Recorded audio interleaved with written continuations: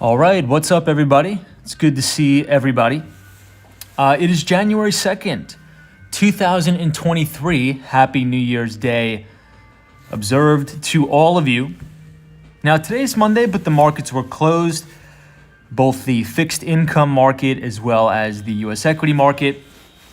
But we're back in action. We are back in action today. Futures open lower across the board. I think we're about, maybe fractionally lower on the S&P. The E-minis fractionally lower as well on the NASDAQ 100 and the Dow. Now, here's something interesting, though. Obviously, we just had the China market open, and the HSI, or the Hang Seng Index, is down about 2%. Talk about a very bloody way to start off the 2023 trading year. Hopefully, China won't drag us down as we open tomorrow at 8:30, but we'll talk about it. We'll talk about a lot of economic indicators that are going to be coming out tomorrow throughout the week as well. Victor is here. What's up? Good to see you. Ruby Falcone, DM. Welcome, everybody.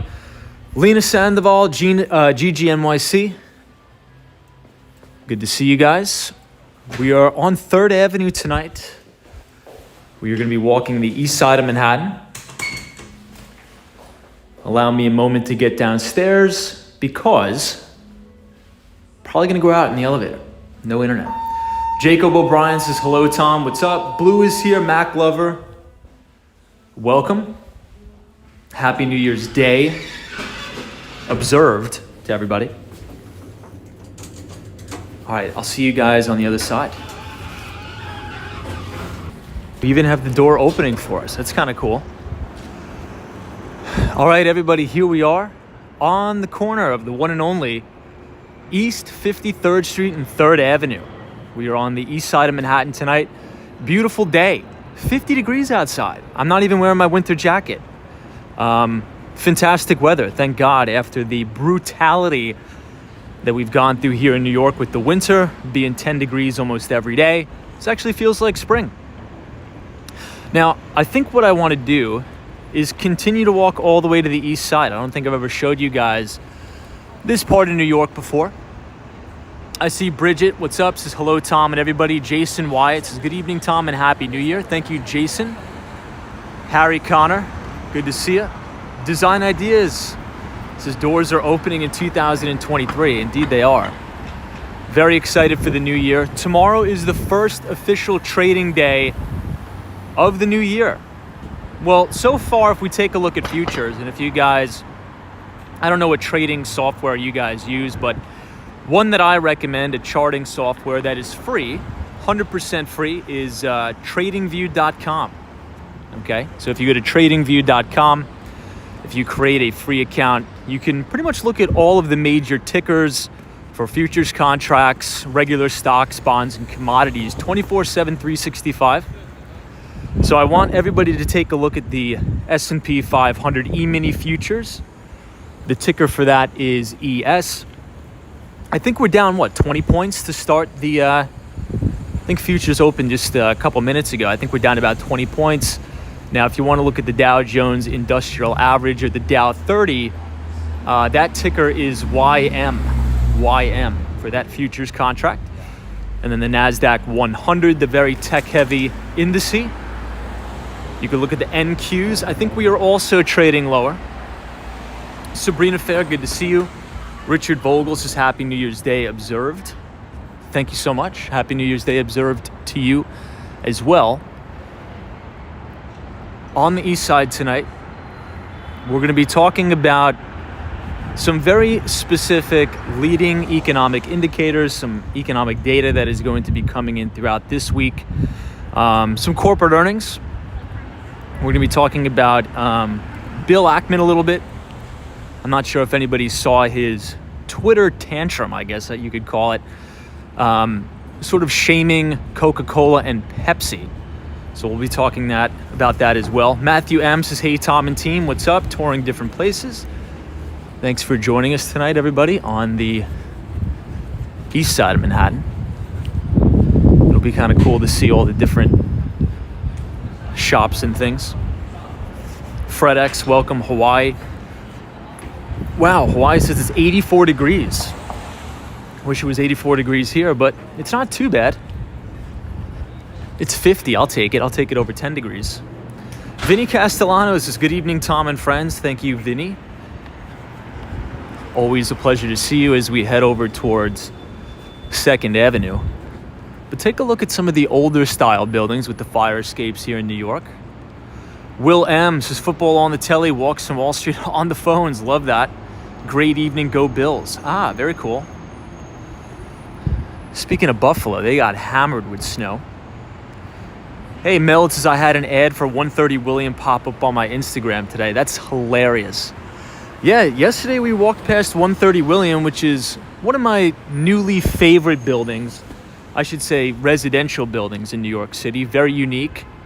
Love the design, love the architecture. I think it's actually going to rain. I feel a little bit of rain. Good thing we have the umbrella. RJ is here, says Tom. Happy. Welcome. Palmetti's. Yeah, so Palmetti's is asking about sort of what happened today on Twitter with Bill Ackman. And there was a lot of people calling him a hypocrite. So I'll sort of give some context here. But if you want to sort of see what we're talking about, just go to Twitter and type in Bill Ackman. You could follow his Twitter handle. But essentially, he's claiming, right, that Coca-Cola and Pepsi are not doing enough to disclose the negative health effects that their products can, obviously produce, right? Now, do I agree with Bill Ackman to some extent? I guess, but isn't it just common knowledge that you're really not supposed to drink Coca-Cola, soda, and Pepsi every single day? Now, is it true that Coca-Cola and Pepsi, have lobbyists that lobby the government, to the tune of millions of dollars a year to try to prevent different rules, regulations from being passed? Yeah, that is true. But, if you look at Bill Ackman's own portfolio, I'll let you guys do some research on this. Bill Ackman has a lot of gross exposure to fast food chains, right? Ticker symbol QSR. I think he has a whopping position in Starbucks. Now, obviously, depending on what you get at Starbucks, there are some healthier options, but, a lot of that stuff is unhealthy.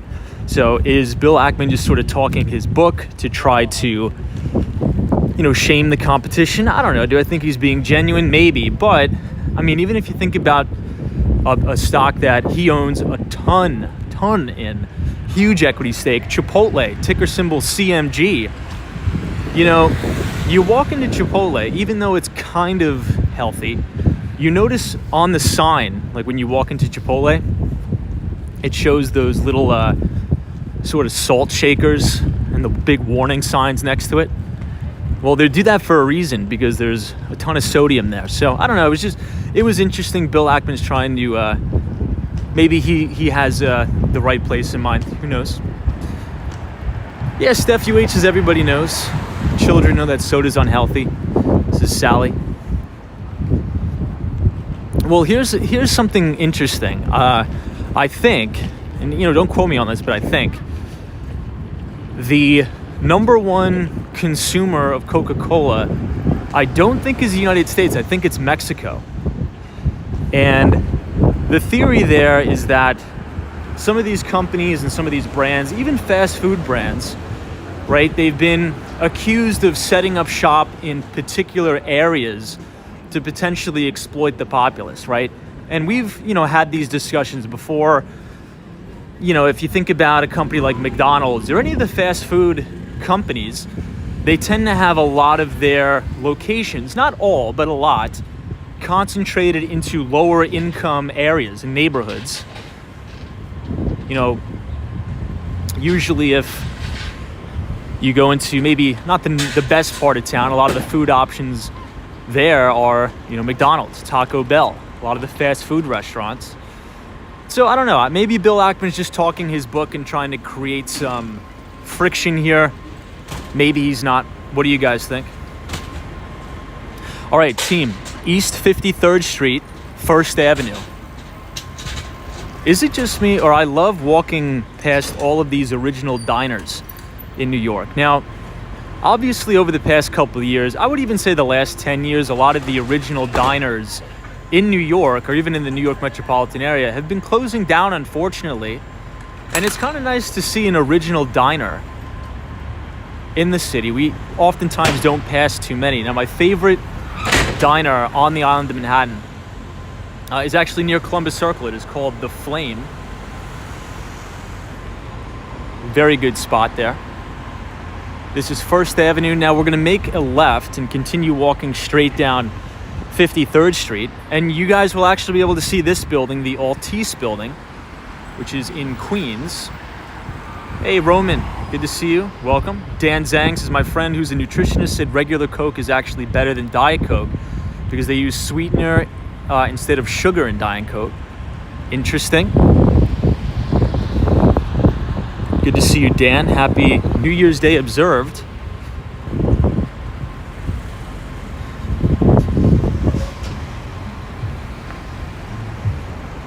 Now, I think the last thing I'll say about that is, Will M says I spent some time in Spain, and Coca-Cola was a staple on the big Sunday afternoon family dinner table. They love it over there. Yeah, I mean, so here's essentially what Bill Ackman was trying to get at, but you can look at his tweets anyway. He's like, I fully support consumers to make their own choice, right? To do whatever they want. But he claims that they should have an informed choice, right? So he is advocating for Coca-Cola and Pepsi to put warning labels on their bottles, essentially to say, hey, if you drink too much of this, it could cause cancers and other types of illnesses, similar to what they have to put on cigarettes, right? I'm not sure if we have any smokers here, but if you buy a pack of cigarettes, there is a disclaimer or a warning label on the cigarettes. So that's what he wants to force Coca-Cola and Pepsi to do. But essentially, if you do that for Pepsi and Coke, you have to do that for literally almost every single fast food type product. And I don't know, maybe it's just a given. For me, it's like, okay, yeah, I have Coca-Cola sometimes, but it's not like I'm going to drink it every day because I know it's not particularly healthy. It's like a treat. You have it around the holidays. Maybe you have it once, twice a month. It's, whatever. Yes, Dan Zhang says, Tom, are you ready to get back to work tomorrow? I am. I'm actually excited. Is anybody else excited about getting back to sort of normal? Now, I love the holidays. I love Thanksgiving. Loved Christmas. I had a blast on New Year's Eve with all of you. I really, really did. But it feels kind of nice just to be back without any major holiday, just to get back to work. I'm excited. I don't know. Anybody else? Now, you can see Long Island City, the skyline of Long Island City. Now, it's kind of crazy because just 10 years ago, we wouldn't really have much to look at here. But Long Island City, as many of you may or may not know, is becoming a very, very popular place, especially for a lot of young individuals. So instead of moving to Manhattan, a very awesome up-and-coming place is LIC. Maybe we have some people here. Hey, Twitch ASMR says, is it summer yet? Dude, I'm over winter already, man. Juan Vasquez says, I am time to make money again. I agree. Mets fan, what's up? Good to see you. Sleazy Easy says, yep, got schoolwork going tomorrow. I'm getting ready to get back into the flow of things. Yeah, sometimes it seems as if you're out of the flow for too long. It's like, oh my God, it's hard to get back in the flow of things. Yeah, Dan Zhang, good point. Dan says 10 years ago, you only had the Citibank building in LIC. Now it has its own skyline. I know. And I think somebody, it may have been you actually, Dan, I forget. But last night we were looking at 130 William. Look at these apartment complexes here, all the way on the east side. We never walk over here. So I think this is going to be kind of cool to show you guys. But, 130 William relative to other luxury apartment buildings in New York City, so talking about all the boroughs, it's actually not as expensive as some of the new apartment buildings that are going up in Long Island City. Now, if you're new to New York, you may not You may think, wait, what?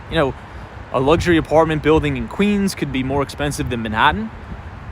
A lot of people are taking a really big liking to that neighborhood. Think about what happened with downtown Brooklyn and Dumbo.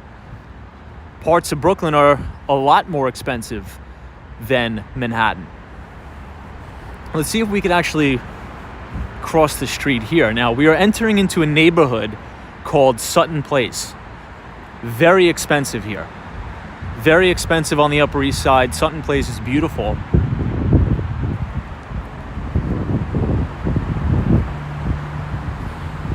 Let me see if I missed any of the chats. Hey, 3T3 is here. Welcome. Says the government shouldn't be telling people on food stamps what they can buy. Says Zozo Bob something. So, I'm trying to read the comments best I can. We're still on a terrible streaming software.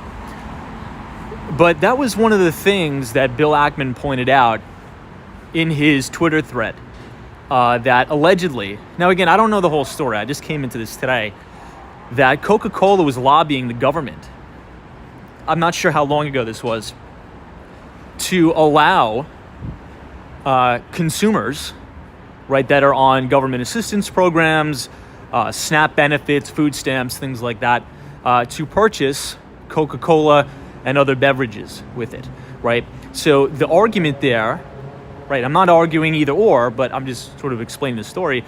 The argument there is, should Coca-Cola, a big corporate entity, be able to lobby the government to persuade them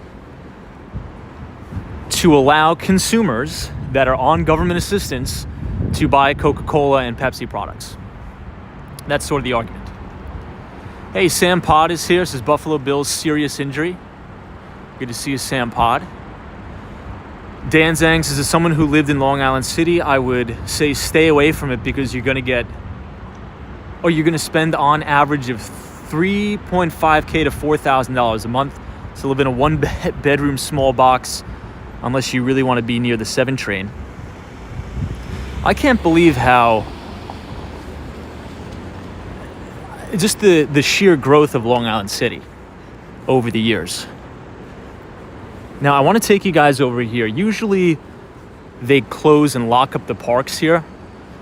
As you can see, it's a dead end, but oftentimes they'll have these really cool little parks where you have an amazing view of the 59th Street Bridge all the way over to the Long Island City skyline. We'll see. Yeah, looks like it's open. Let's check it out. I remember I used to come here all the time when I was younger. Not so much anymore. I never get to the east side. Now check out that view. That's awesome. Very seldom on Walks on Wall Street do we ever have the time to come over to the east side. Now I'll tell you what you're looking at, all right? You were looking at Long Island City. And if we pan all the way over here, you could see the East River and all the way down to the Williamsburg Bridge.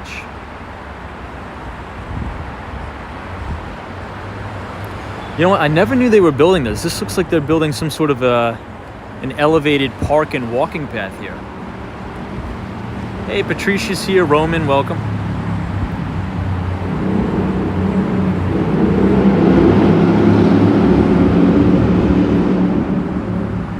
Wow, that's awesome. Any New Yorkers or anybody familiar with this project? I've actually never seen this before.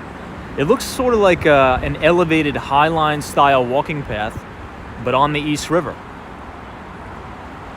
Hey, Ratfink, good to see you. 92 says they should put pictures on, yeah. So this is 59th Street Bridge. We've walked over there many times.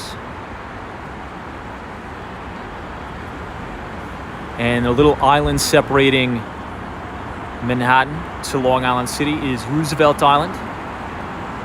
Kirby, good to see you. Dusty Cole, welcome. Al Baker. Somewhat knowledgeable geek, good to see you. This is good evening, Tom. Futures are up and now they're down. I guess we'll see tomorrow and throughout this year. Yeah, somewhat knowledgeable geek. It's a good point you make, as we are checking out the view here at Sutton Place on the east side of Manhattan overlooking the 59th Street Bridge. Now, I want everybody to also notice, okay, because yes, futures are in trading session now, but take a look at the Chinese market. Now, if you type in ticker symbol HSI, that is the ticker for the Hang Seng Indice, and I think we're down about 2%. We're selling off pretty bad over there in Asia. So look, I mean, Asia's probably going to bring the rest of the world down. We'll see what we open at 8:30, but if China's down 2%, I think that could bring the US equity markets down with it.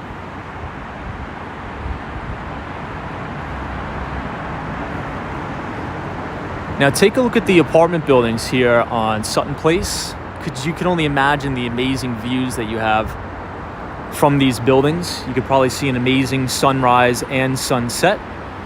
Check out all of the boats coming by. NG is here. What's up, NG? Thank you for joining us. The LT Prod, welcome. Brian Forrest. LL says, hey, good to see you. Kirby.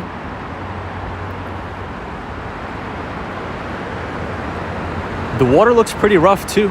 All right, let's head out. Let's walk a couple more blocks uptown. I think at the 56th Street opening, there's an even nicer park with better views. Dan Zhang says, crazy COVID numbers in China. My grandparents are recovering now from COVID. My grandpa almost didn't make it. Oh my God, Dan. Wishing him a very, very speedy recovery. Look at all these Christmas trees here. Yeah, Dan, so to Dan's point, you know, we've been covering this for quite some time. Now, the biggest, I would say, critique in China has been their zero COVID policy, right? Their zero COVID policy. And that has really been hindering economic growth and economic performance. So about I'd say maybe 2 or 3 weeks ago now, damn, that dog is going crazy at that other dog. Does anybody notice it's always the littlest dogs that have the biggest bark? I've always noticed that. Sometimes I'll walk past these monster pit bulls, and they're like the nicest dogs. They don't even care what you're doing. It's always like the little guys that have the biggest bark. I guess it's not, what is it called? It's not the size of the fight. It's not the size of the dog, but the size of the fight in the dog, something like that. Anyway, so there was widespread protests in China protesting the zero COVID policy, the lockdowns, and it's forced the CCP to roll back a lot of their, I guess you can consider them the draconian lockdowns. But it seems as if China doesn't have the infrastructure, doesn't have the technology to deal with the pandemic to the likes of a lot of European and Western nations. So to Dan's point, we're seeing massive amounts of, you could say, cases there, which may in turn hinder economic activity. So if you look at the HSI, wow, look at this place, Sutton Place South. I love this type of architecture here. Now, I always say, notice the contrast from the big Billionaires row buildings, everything encased in glass, and more of the Upper East Side, I should say. More brick and mortar, original type architecture. I really, really like that. Absolutely beautiful. So if you guys type in ticker symbol HSI, right, in the trading view, and pull up a 200-day moving average, you'll notice where price has sort of become a magnet to, right? We've rallied off the lows, pretty strong rally too. You know, I think the only major equity indice globally that's had a pretty strong Santa Claus rally has been China, right? We've rallied, I think, 34% off the lows, and we're coming up right into that declining 200-day as of doing this video. HSI is down about 2%. Okay, team, this is East 57th Street. You'll notice this is the 59th Street Bridge coming over here. Ed Koch, Queensboro. Take a look at this gorgeous, gorgeous apartment complex or building here. Oh, there's a fantastic view. Hey, Jeff W277, good to see you. Happy New Year to you. Andrew says you got to give the Irish guy a shout out. Hey, shout out to everybody in Ireland. Irish Toker, welcome. Now, my family comes from, I'm not sure if anybody's, I guess we have a couple people from Ireland here, comes from County Mayo. Again, I don't know where that is, but that's just where I know the families come from. Interesting Christmas tree here. I think the park is now closed. This is the park I really wanted to show you guys. It's called Sutton Place Park. Amazing views, but I think it's closed at dusk, unfortunately. So I do apologize for that.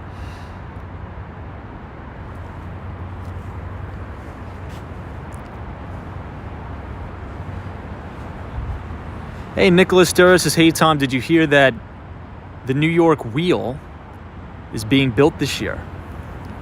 No, I didn't know that. I had no idea. Interesting. Nicholas Durr, good to see you. Thanks for joining us.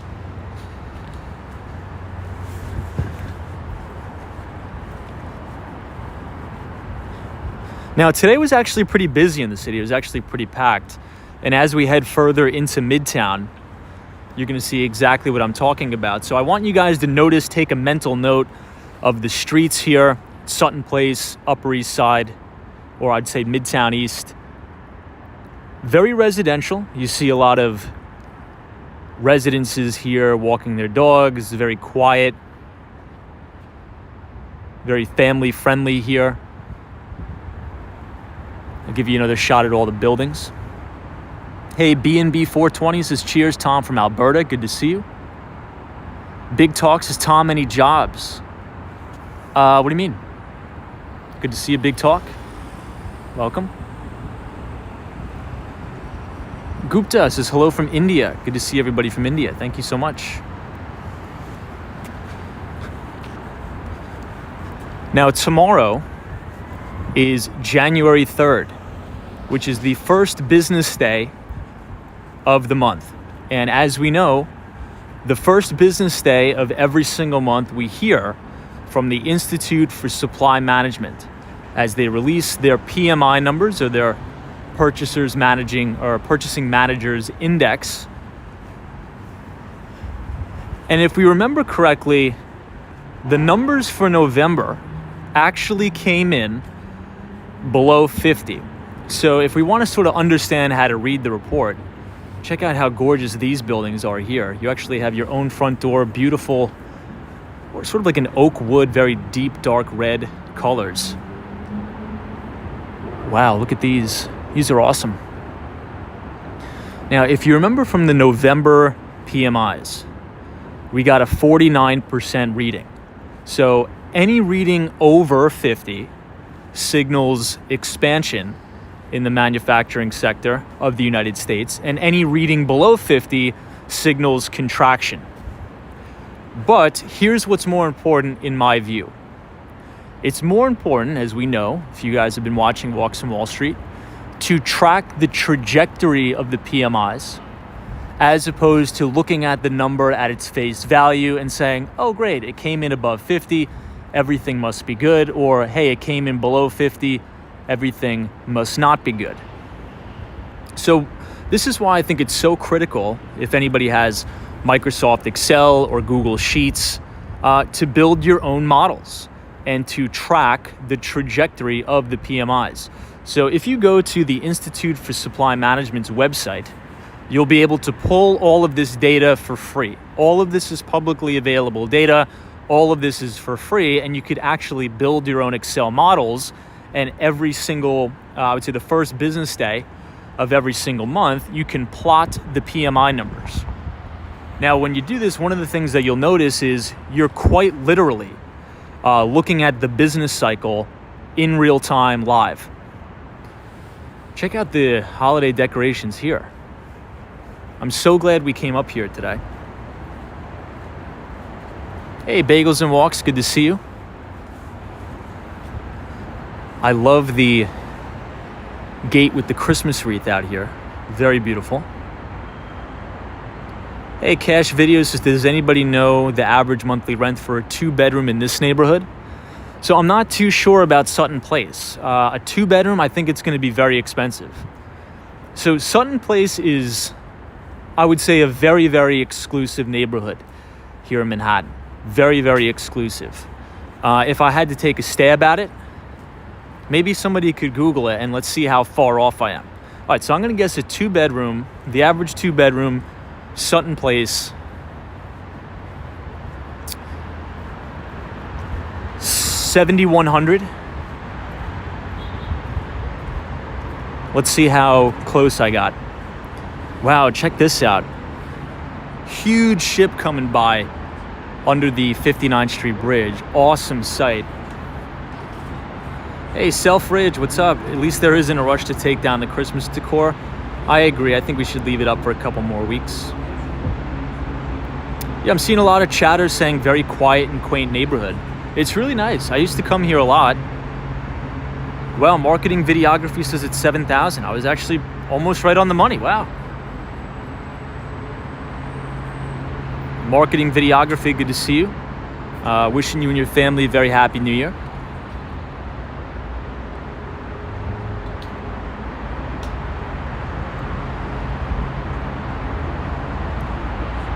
The British Grey, welcome. So we are now Sutton Square and Riverview Terrace. Again, look at how gorgeous these homes are. Now, I'll tell you this, okay? If you have your own driveway in Manhattan, this is like exclusive among exclusive property in Manhattan. If you have your own personal driveway where you can park your car, these guys probably own these units, and they're probably worth multiple, probably tens of millions of dollars. But the neighborhood is beautiful. I mean, very quiet, very quaint. But to sort of get back and transition to our topic, yes, tomorrow we are going to be hearing from the Institute for Supply Management as they release those PMI numbers. Now, we officially got a reading below 50, but if you've been watching Walks on Wall Street and remembering over the past year, again, we like to look for the overall trajectory of the PMIs, and these PMIs have been rolling over over the course of the past year. So more than enough time to hedge, more than enough time to get out and position yourself for an economic downturn. You know, usually, historically, PMIs become very, very peaky in the mid to upper 60s, and they become very, very troughy right in the mid to lower 40s. So just keep that in mind. Hey, Sabrina Fair, what's up?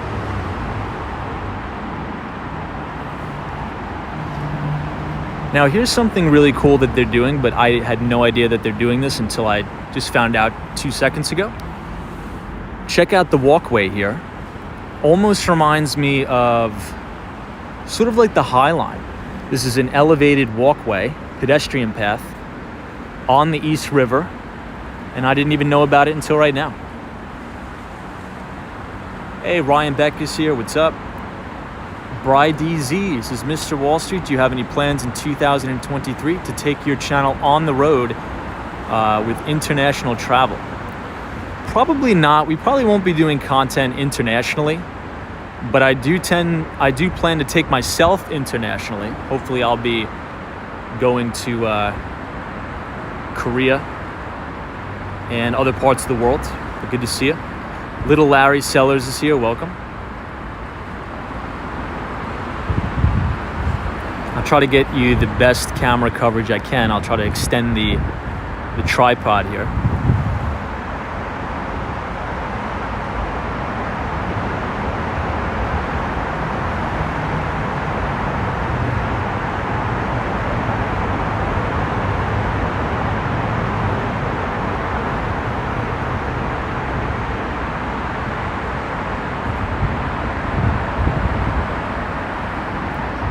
Hey, Steve CR, what's up? Good to see you.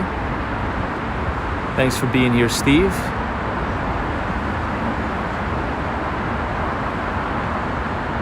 TC says thank you for the stream tonight. Susanna Q4. Good to see you, Susanna.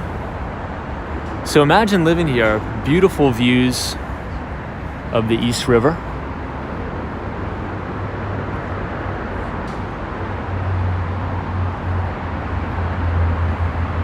And the sunrise and sunset probably look fantastic too.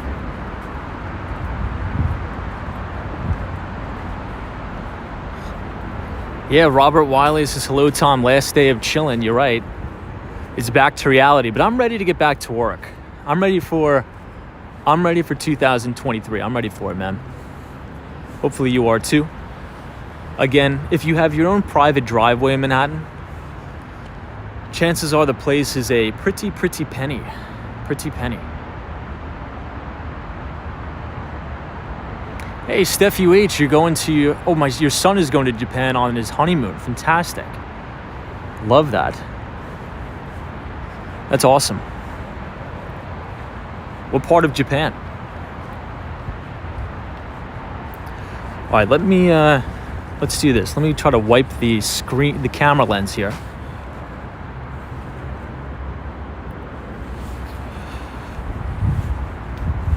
I know GGMYC is like, one can only dream of owning something like this. And it looks like there's been a lot of repair work too, and a lot of renovations, as you can see here. So maybe this unit is empty, or one of the owners is doing some repair work. Love the moldings. Hey, Marketing Videography says the top of the building on Roosevelt Island is a great bar and restaurant. Really? You know, I've been to Roosevelt Island, but for maybe like three or four hours.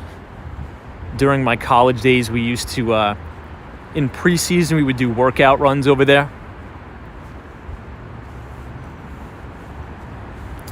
But Marketing Videography, last night on the live stream, we're doing something fun on the stream. We were making predictions if we think the S&P 500 will close positive or negative for the year. I'd love to hear your thoughts. I'll give you guys one last look of these buildings here. I think these are my favorite ones that we've gone past so far. You could actually see into the living room of this unit. Really unique color of paint. It's sort of like a lightish greenish color. Interesting. Not sure that would be my first choice, but I like it. Somewhat knowledgeable geek. You actually used to go to school on Roosevelt Island. It was a private school. Very nice. Love that.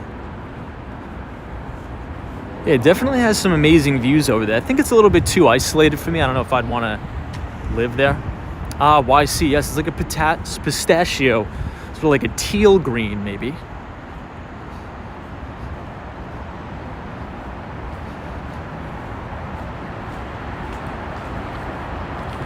Dan S. This is color, might be seafoam. Line sink. This is somewhat of a British appearance, perhaps. So imagine this, everybody. We are walking past 35 Sutton Place.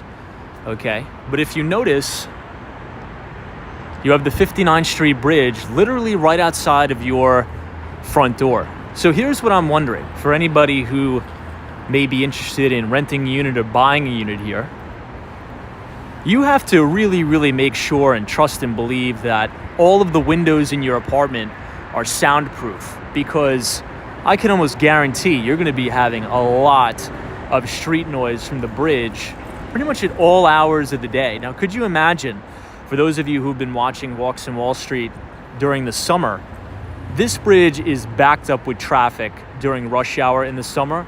Horns are honking. It's pretty crazy. So I wonder if they have soundproof windows here. Maybe some of these units will rent at a discount for the street noise. Who knows?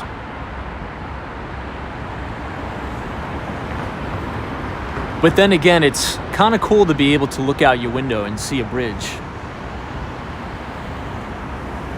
Wendy England's like no fresh air either, yeah. But check out that view though. Is that not an amazing view?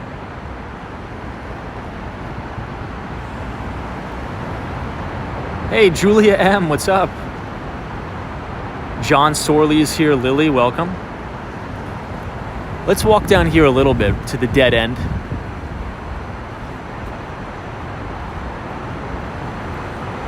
Yeah, Little Laricellos is close to the water, yeah.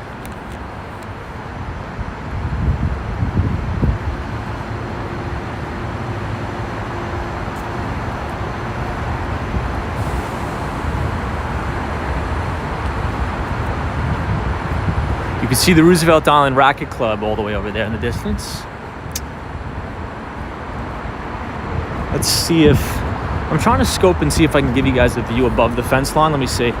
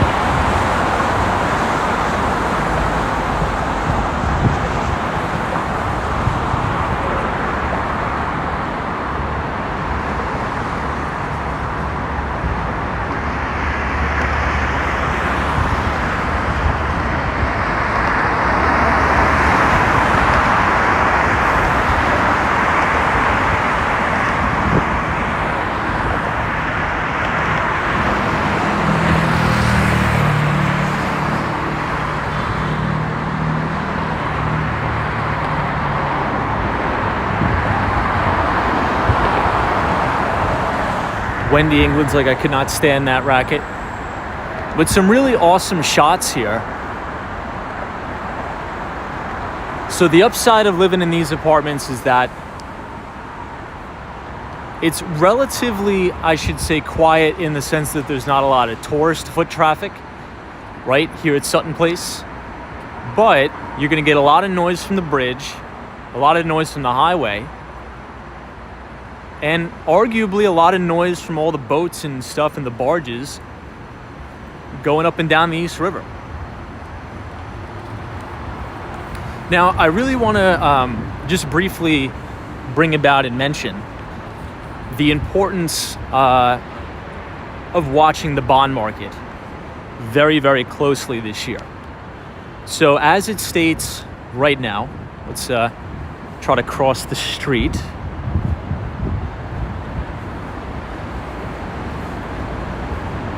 Check out the decline here. It goes all the way down and up. I used to skateboard this, actually. Used to get going ridiculously fast, way too fast. Hey, Malcolm is here. What's up, Malcolm? Says, love the view.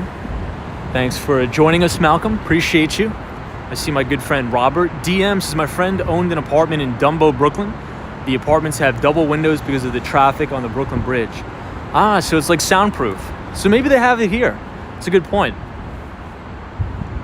Yeah, so to DM's point, I mean, if you're living right on top of the bridge, you gotta have soundproof windows.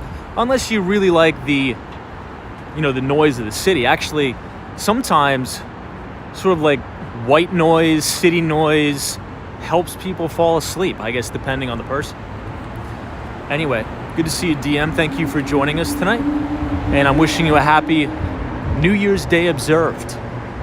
Technically, New Year's Day observed, obviously today. Everybody has off. Now, I think it's very important to watch the bond market.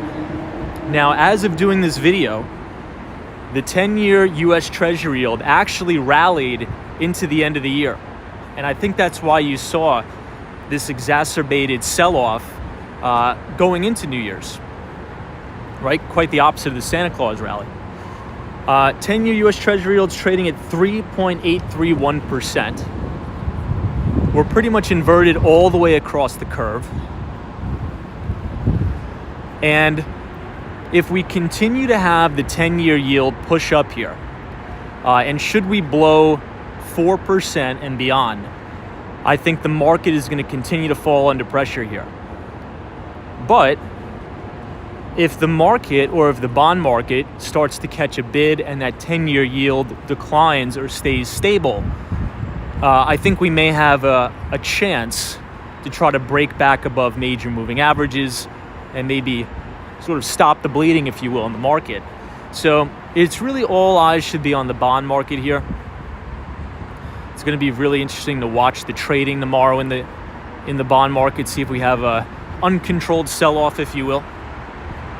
Hey, Ryan Beck's 10-year hits 4. I think we'll get a capitulation with Apple, Microsoft, like we discussed. Yeah, that's actually really good thinking there. It's a good thought process. Now,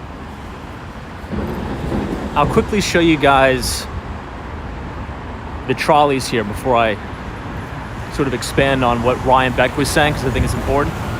So these are the trams. I guess you call them trolleys. Take you to Roosevelt Island. Maybe if we wait a little bit long enough, we'll actually see them go over here. But there's a Trader Joe's right in the 59th Street Bridge. Sort of reminds me of the Pershing Square style near the Grand Central Terminal. Now, we've talked about how really the main two stocks that make up, I would say, the majority of the weighting in the S&P 500, right? So the S&P is a market capitalization weighted indice. So the larger the market cap of a company, the higher the weighting it has. So Apple, yeah, even though it is down over 20% on a year-over-year basis, this is a really nice, quaint, it looks like a Greek restaurant called Under the Bridge, 1079 First Avenue. It looks really nice in here, actually. We really haven't seen Apple crack and sell off. So I think if we have a big flush in Apple down to its 200-day moving average, I think that could be potentially our capitulation event. I mean, look at Amazon. Just pull up a monthly or a daily chart of Amazon, Alphabet, all of the big FANG stocks. These are all cooked. These have all been getting blasted all year. So Richard Vogel says nothing like a New York cup of coffee. Indeed. Good to see you. All right, one more look, 59th Street Bridge, and now we're going to actually head into Midtown.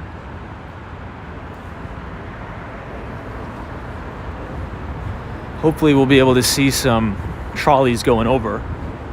Karina Thompson, what's up? Ryan Beck says, I think we need some cooperation from the VIX as well, which we would get in theory if that happened.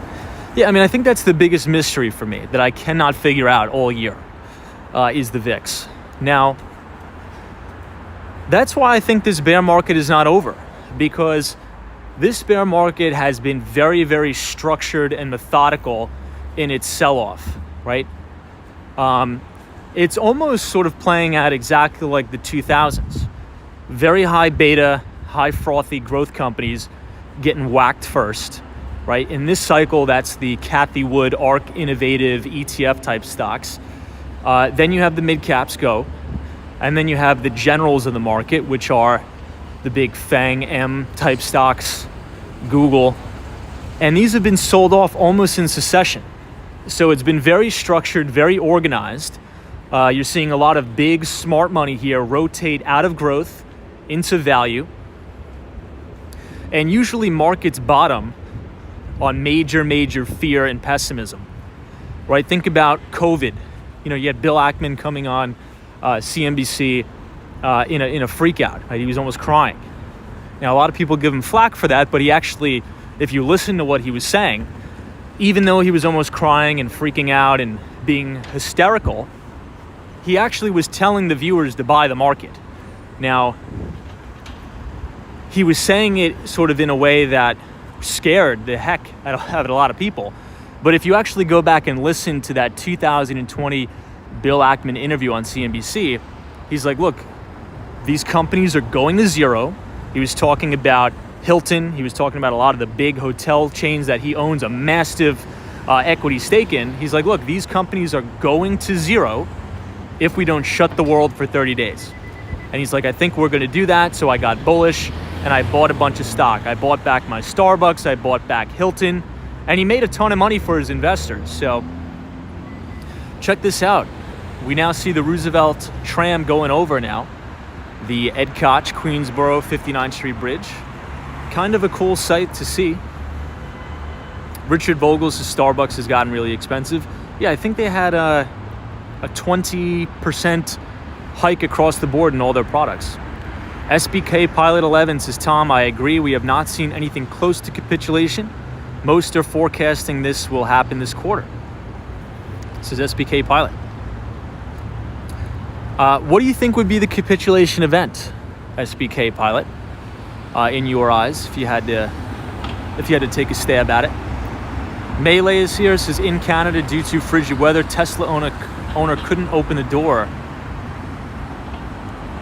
and the startup froze the car. Interesting.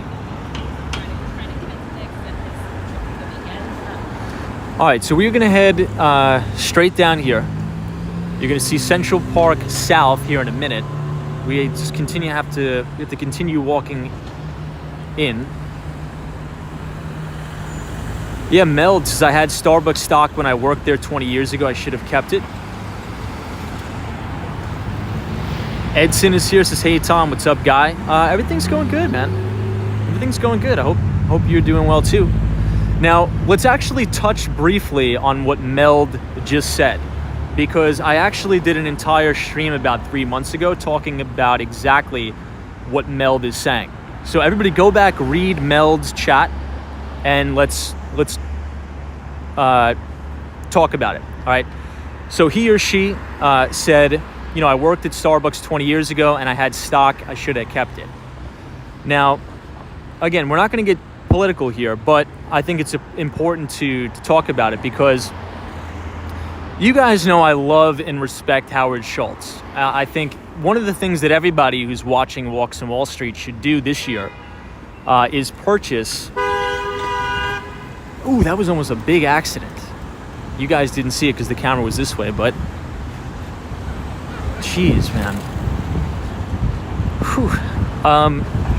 You should go ahead and purchase Howard Schultz's books. He has a couple of them. And I think you're going to learn a lot how to manage people. You're going to learn a lot about how to build a business and how to do it in the most sustained and ethical way. And here's what I mean and why we're going to expand on that. It was a couple months ago. A politician who I disagree with pretty much everything she says and stands for, but I respect her, right? Elizabeth Warren, right? We couldn't be more polar opposites. We disagree.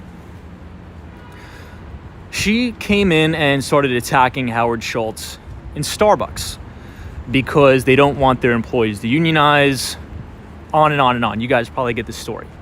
I get that, but Howard Schultz is probably the last guy on earth you want to start attacking as it relates to treating their employees poorly, okay? Now, Howard Schultz was one of the first CEOs in QSR, I would say quick service restaurant, to provide stock-based compensation for employees, equity stock options, paid college.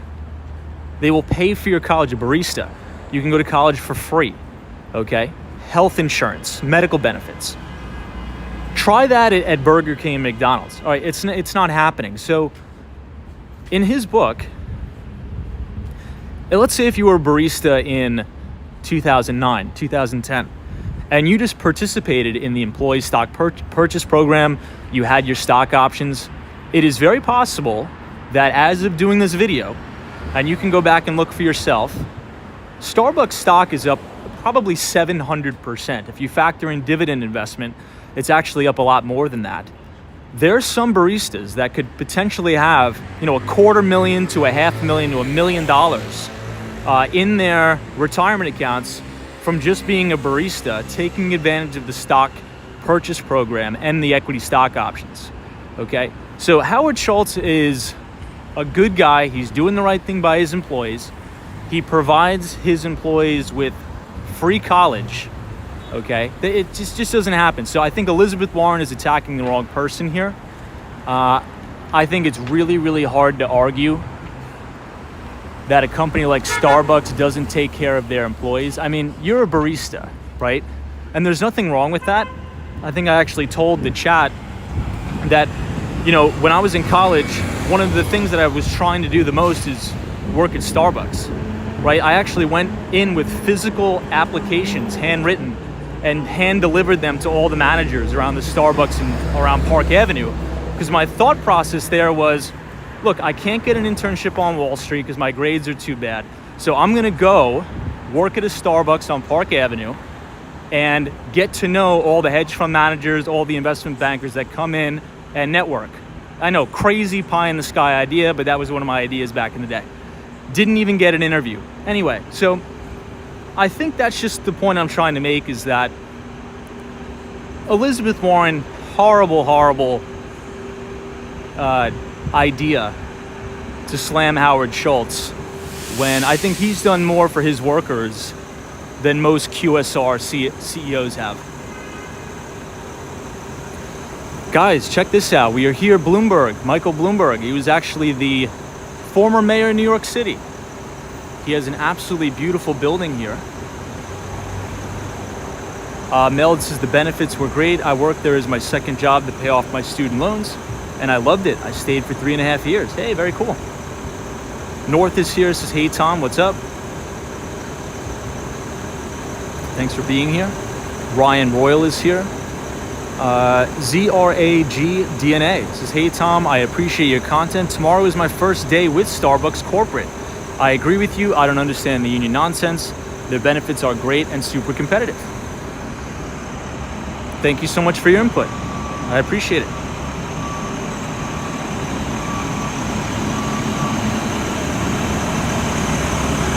Let's cross here. 1 minute.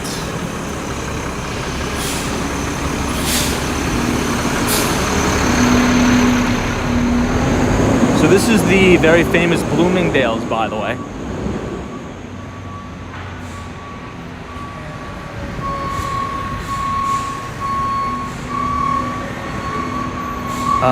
Hold on, let me fix the chat.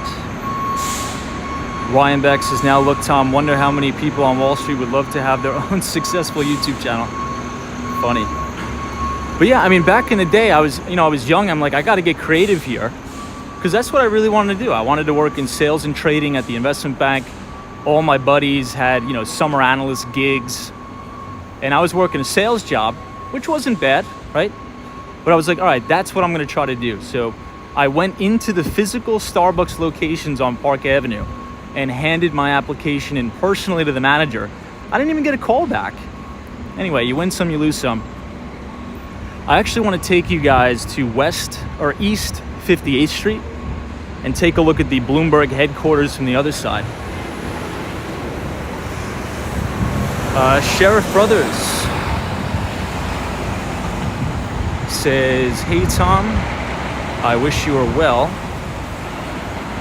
I want to ask, is it easy to get an HR position in the United States during this year?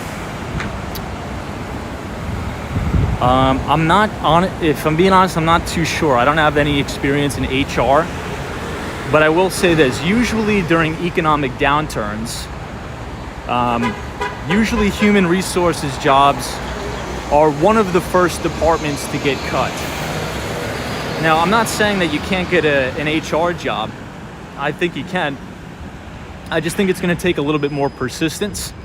In terms of salary, I would maybe have to defer to other people in the chat who have worked in HR, because I don't honestly know what the average HR salary is.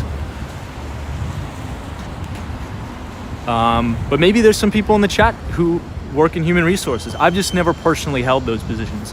I've always been on the account executive and enterprise sales side for tech companies and telecom companies. But maybe somebody in the chat could provide there.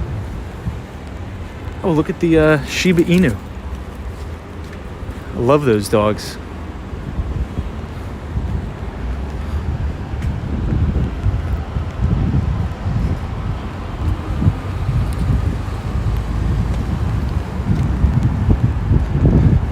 You know what? It's crazy to think about that, not to sort of harp on it too much.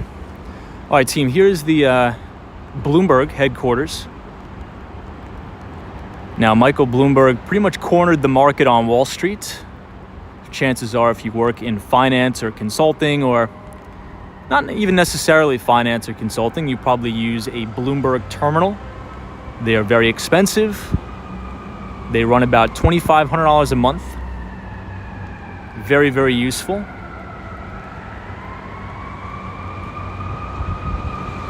Steve CR says, Tom, my girlfriend works HR in Walmart. Very tough job. All right, let's go back into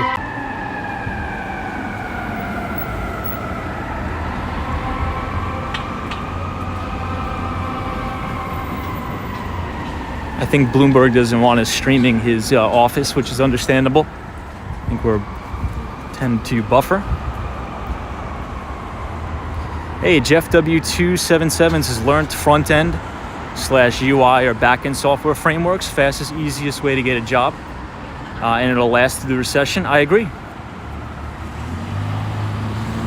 I think that's a really good piece of advice.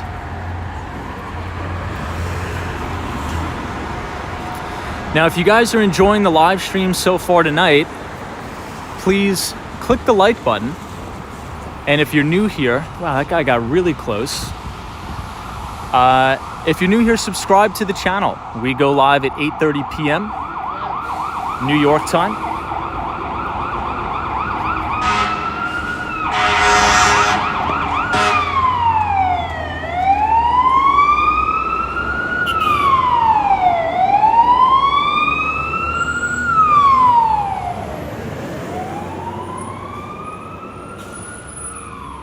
You can see the Chrysler building all the way in the back.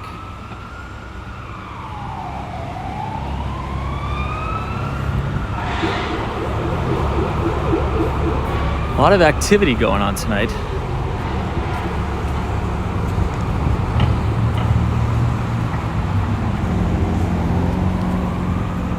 Hey, Johnny Rockberry says, hey Tom, loved the walk on the Brooklyn Bridge last night. Thank you for the stream.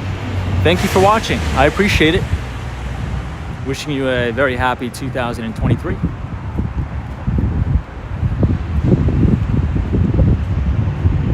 Mixed says, have you heard of... I have not heard of that, to be quite honest. Sorry about that. Check out the architecture of this building.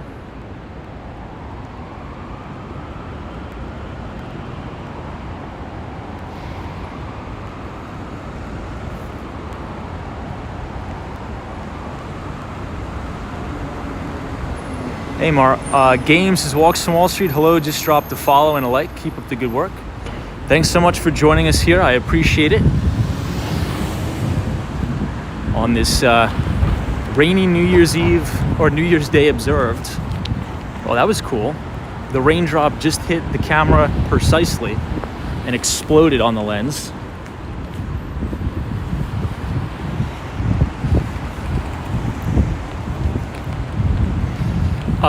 Where are we, team? All right, so we talked about how tomorrow, obviously the first business day of the month, which means we are going to hear from the Institute for Supply Management for their PMI numbers in the manufacturing PMIs. The day after that, we are going to hear from them again for their services PMI.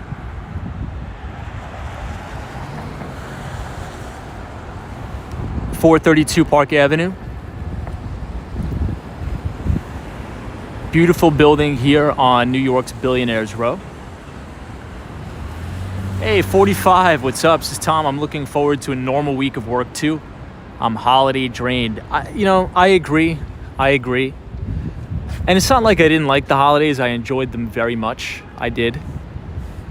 But I think it's time to turn the gas on and everybody get back to work. It's tough, having, everybody's working, then everybody's off. You can't contact anybody. It's difficult. So it's go time. It's back to work. So I'm excited too. I'm excited. So the services PMIs, many people would think that, paying attention to the services PMI is probably more important than paying attention to the manufacturing PMIs. Why is that? Well, the United States economy has fundamentally changed over the years. I shouldn't say very seldom, but manufacturing makes up about 20% of our economy. Services makes up the most, the majority. But there are two very important leading economic indicators that I would not rank them in any particular order. I would say they're just as important, both of them. These are really nice outfits here. Zozo Bob, what's up? Ren 1018 says, Tom, still have flashbacks to your Thanksgiving Day stream where that guy rammed all those cars. Yeah, that was wild, right? That was crazy. Steve CR says Sacramento flooded. Yeah, and what else flooded in California? Not San Diego. I think I'm blanking on the name. Hold on. Let me wipe the camera lens again.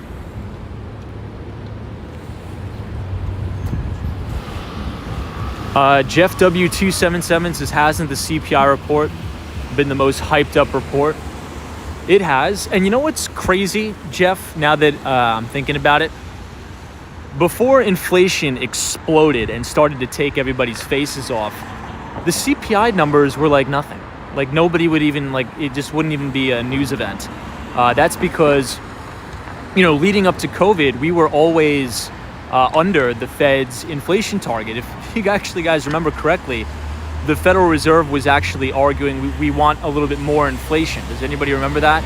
Which was kind of weird. But now we have rampant inflation in the United States. But in all fairness, if you look at all of the leading economic indicators, inflation is coming down quite substantially at that. Some parts faster than others, it's coming down. I've always said that, in my view, right, as an American citizen who pays rent or who pays a mortgage and buys food, those are the two main categories I think are most important. Americans need a place to live and they need to eat, right? And if you think about all the different categories of the CPI, about 33% of the CPI report is something called shelter costs, right? And we've actually seen shelter costs accelerating. We've just recently seen them decelerate a little bit, but not as much as the other categories. And food inflation is also accelerating. So a lot of the other categories are coming down, which is great. It's not like I'm complaining about that, but in my view, the two main categories that matter most to the average American, which is food and shelter, they're beginning to be a little bit sticky here. And that's a concern. And, I think this is going to be a good shot. Hold on, let me hold that thought. So this is sort of like the art gallery outside of 432 Park Avenue.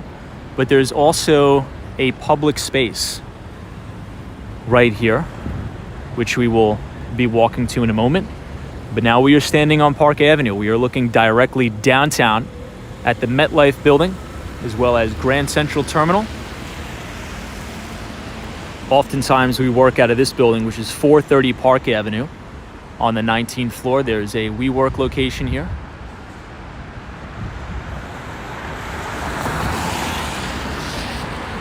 Let's cross the street. But here's something that I think is really important to take a mental note of, right? Market participants are looking at the same data that the Federal Reserve is looking at, okay? The Federal Reserve is not stupid, all right? They're looking at all the same things that we are. So yes, CPI has been decelerating. That is true, okay? But Fed Chairman Jerome Powell and all of the other major Fed presidents are really, really analyzing and scrutinizing these CPI reports and looking at the individual categories. So if I'm thinking that CPI needs to come down as it relates to shelter costs and food, well, don't you think that Fed Chairman Jerome Powell is thinking the same thing? So for all of those participants out there, and you may be right, but if you're banking on a Fed pivot to cut interest rates, I think you're going to be waiting a long time until we see material improvement in those specific categories. Because the Federal Reserve Chairman Jerome Powell knows that. He knows that the vast majority of Americans are living paycheck to paycheck. About half of Americans don't have a $1,000 emergency fund. So if their rental costs are going up, if their food costs are going up, why on earth would they start a a quantitative easing cycle where they start buying bonds and U.S. Treasuries and mortgage-backed securities, and why would they cut interest rates? And knowing that's the case, I just don't see that happening. Anyway, team, we're looking at the beautiful 432 Park Avenue standing directly under it. And you'll notice this is the public space I was talking about. Now, make a mental note of this. A lot of the times when developers build these monstrosities of buildings here, not exclusive to 432, but you'll notice as you're walking around the city, you'll always see these very unique public places. Now, chances are they've got a pretty nice tax benefit or tax break for doing that. That is the reason why they're here, but I'm glad they are. It's a nice place. Hey, E. Smith, what's up? Good to see you. Joan K., thanks for joining. NPC 007, thank you for subscribing. LL says, Tom, I was at the grocery store today. I spent $51 in groceries. I do what I can to stretch my dollar. However, I did have too much meal planning now than I did years ago. Interesting. Yeah, I mean, it seems like, inflation is continuing to be a hard time. British Gray, welcome. All right, let's continue to push in to Manhattan. I'll quickly film the main 432 insignia here, as well as the front roundabout. Dr. Longus has sounded like no pivot for 2023 the way Jerome Powell was talking last month. Yeah, and I think, and this is why I just don't understand. And look, but that, again, that's what makes the market, right? That's what makes a market, is people disagreeing. You have buyers and sellers, you have bulls and bears, right? But if you've listened to all of the FOMC meetings, oh, by the way, next week, everybody, we're going to get the Fed minutes from last FOMC meeting. Now, that's a big event that's going to happen next week on Wall Street, but we already know what is going to be said, or what was said. Jerome Powell has been very candid here, and also a lot of the other Fed presidents, right? We've heard from John Williams, who is the New York Fed president, and he is saying, he's like, look, we are not going to start cutting until unemployment gets to at least 5% in America. He said that. Those are his words, not mine. Right now we're at 3.7. So by definition, the Fed wants to throw people out of work to get that unemployment rate to 5% before they even think about cutting. So I'm going to take him at his word. Hey, Evan Weeks is joining us. Good to see you, Evan. Thanks for being here. Touring different places. Joe Electronic for Auto says, when are you going to go back to Manhattan? A change in scenery is good. When are you going to go back to Manhattan? I don't get it. Will M, what's up? Welcome. Brendan O'Brien says, remember a treasury account. SPR rundowns, which offset QT, must eventually stop. Probably sometime in Q1, possibly hard landing after that. This is Brendan O'Brien. Yeah, I don't know if there's a lot of talk about, soft landing, hard landing. I don't think we could manage a soft landing. I think, and that's not necessarily a bad thing either. I think a lot of people are scared of recessions. Now, I've already said I think we're in one, but we need rates to normalize, and I think we need the free money and cheap money train to stop. Now, here we are outside the Trump Tower, 721 Fifth Avenue. This is where the residences go in. So if you own an apartment here or if you rent, you go into the right.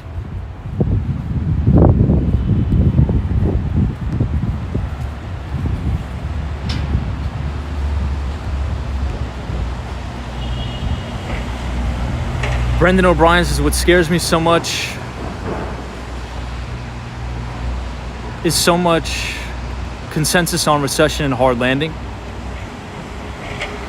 Yeah, but positioning is not consensus.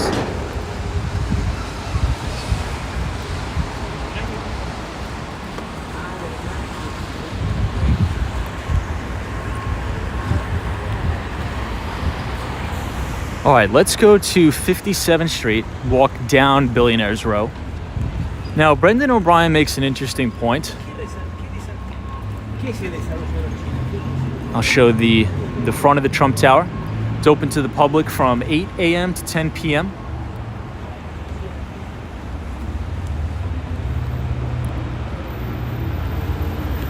Now, I think what Brendan O'Brien said was really interesting. He said positioning is not consensus. So I don't want to put words in his mouth, but here's what that means to me. And we've actually talked about this before on Walks on Wall Street. Now, there's a couple of different, I should say, indicators or factors that I often look for. Oh, man. I think they got in a little bit of a fender bender there. I think the Uber driver was trying to find the passenger, and he slammed on the brakes. The guy rear-ended a little bit. But so anyway, all right, let's get back on track. Let me cross here. So here's a couple of things I look for when I'm trying to gauge if we're sort of near a bottom. Now, you really want to see the put to call ratio go to Mars, right? And we've actually started to see that, in all fairness. You also want to see the VIX, or the CBOE volatility index, really start to get cranking. Now, you can look at all of this. Again, this is all for free. This is publicly available data. You know, if you go to tradingview.com, look at the VIX and put it on a monthly time frame, and look at all of the past, I would say, stock market sell-offs, I should say. Look where the VIX went in 2000. Look where the VIX traded in the 08 financial crisis. Look where the VIX traded in 2018 when we had that massive Christmas Eve sell-off. Anybody remember that? That huge waterfall sell-off. I think that still sets the record for the most points down in the Dow was right in Christmas Eve of 2018. Look where the VIX went there, and look where the VIX went in 2020 during the COVID crisis. The VIX is at like 23 now, okay? So the reason why I say that is a lot of people are talking bearish, but they're not really positioning bearish up until just recently. And here's another thing I look at in terms of I like to look at equity fund flows and money flows into specific ETFs that you can use as a proxy for risk. So one of the fund flows I look at is the flows into the ARK Innovative ETF, which is Cathie Wood's very high beta, almost like gambling ETF at this point. And up until just recently, we've still been having record inflows into that ETF. So we are nowhere near the bottom. If you have an ETF that is down 90% and you still have retail investors buying this thing, okay? Not to sound too harsh, but you need all of those guys blown out, okay, before the market finds a bottom. You need to see historic outflows and redemptions from those type of ETFs and mutual funds, not inflows, okay? So that is one of the reasons why I think that maybe to Brendan O'Brien's point, it's a lot of people are talking or acting in bearish sentiment, but they're not showing it in their portfolio bias, right? A bearish sentiment to align with bearish fundamentals would be massive redemptions on a lot of the high beta growth ETFs, the QQQ, a lot of that stuff, panic selling, but instead we've actually been seeing some fund flows into those. Interesting.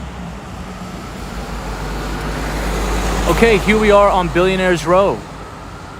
Right here you see the beautiful Steinway building, or the Stairway to Heaven, which is one of the newest additions to Billionaires Row. This is my personal favorite. This is 157.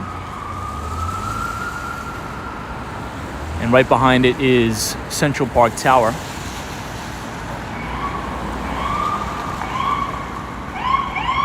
Hey, Ren 1018, good to see you. What's up? Thanks for joining us.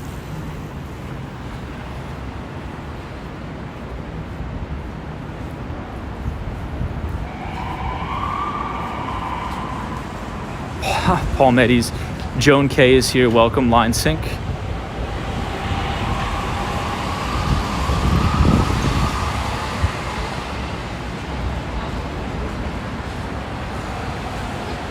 Ryan Beck says, I think folks are trying to position themselves for a bear market bounce / rally. Who knows? Potentially. Now, the concern that I have, Ryan, is, the vast majority of, I would say, retail investors don't really pay as much attention to, leading economic indicators. They don't really understand central banking, monetary and fiscal policy, how that impacts the markets. So, the Federal Reserve has essentially created a generation of investors who has seen, what was that? Who has seen stock market mini flash crashes and corrections, and have seen those corrections be bought up immediately.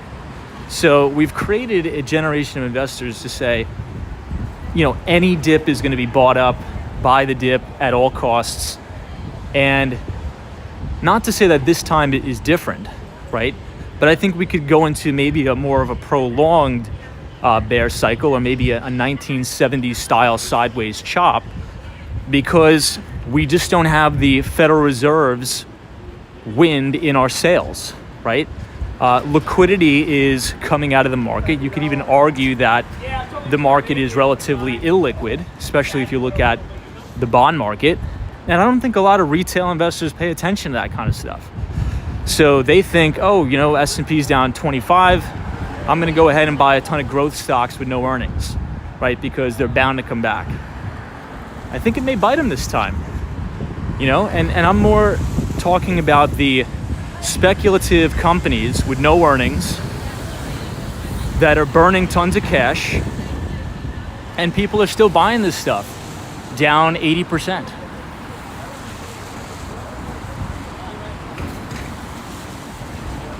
I know, Richard Vogel, I do agree. Now check this out. This is the famous Essex House, the J.W. Marriott Essex House. One of my personal favorite hotels.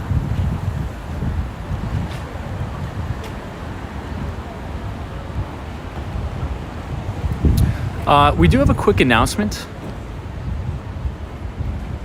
So, what I think we're going to do with the channel is we're going to get on a schedule. So if you notice, 1 p.m.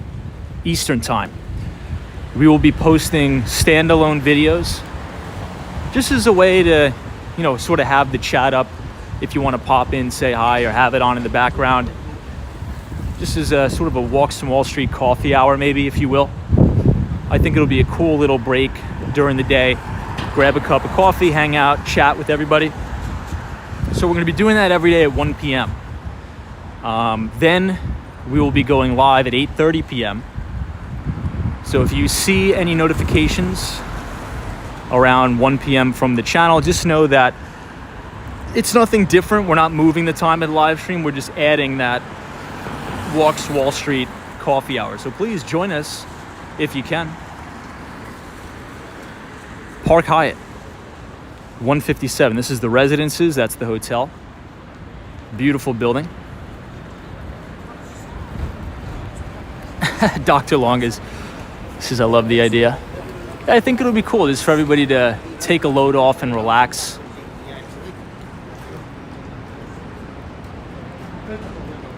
And then next week, we will be starting our Behind the Street newsletter once again. Wow, it's just starting to rain, actually, if you guys could see the rain coming down.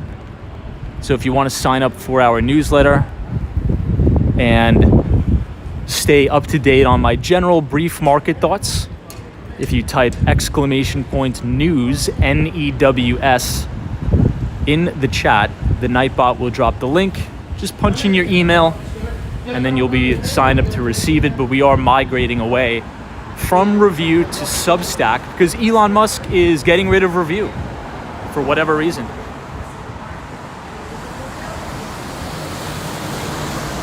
Here we are outside of the Carnegie Hall.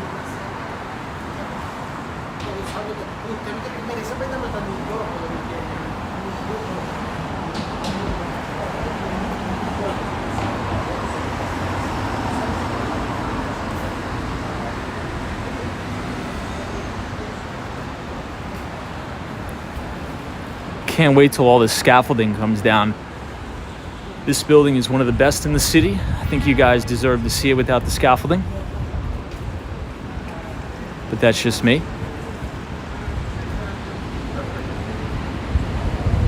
Hey, LL says, I gotta say, I always look forward to your live streams whenever I get home from work. I appreciate it. Thanks so much for saying that. I really look forward to doing these streams too, so it's good to hear that people enjoy it. Wow, that's an awesome view of Central Park Tower and 220 Central Park South. Now, the top 3 floors of this building is a triplex that is selling for $250 million. $250 million. And Serhant, which is the real estate broker dealer who is owned by Ryan Serhant, is in charge of selling it. So best of luck to them. Hopefully they find a buyer. It's a gorgeous apartment. You guys got to check it out. Now, I think Architects, I forget the YouTube channel. Maybe somebody could help me out. I think it is Architects or Architectural Digest's YouTube channel did an amazing tour of the unit. It's breathtaking. Now, the taxes are also breathtaking at $80,000 a month, but chances are, if you could afford to live there, maybe you could afford the 80 grand a month too. Oh, Rhinebeck, it was Architectural Digest. I always get it mixed up. Is it Architects or Architectural Digest? Hey, Raymond is here. Welcome.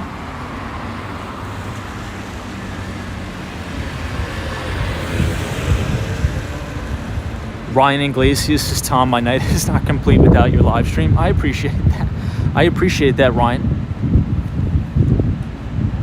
Pixelogic says, Tom, it's the highest living quarters in the world. Yeah, this is going to give you some good perspective here. So, this is the Nordstrom Tower.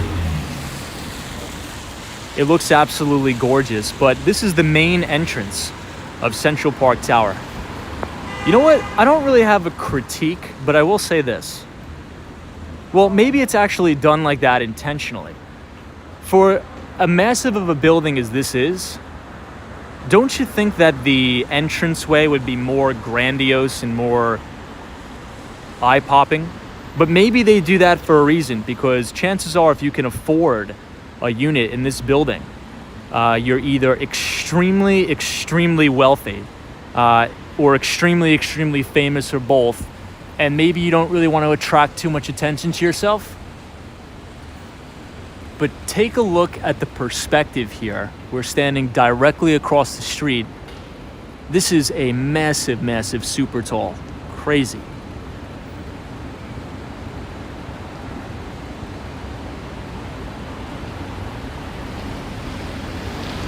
I think it looks even better in the rain. What do you guys think?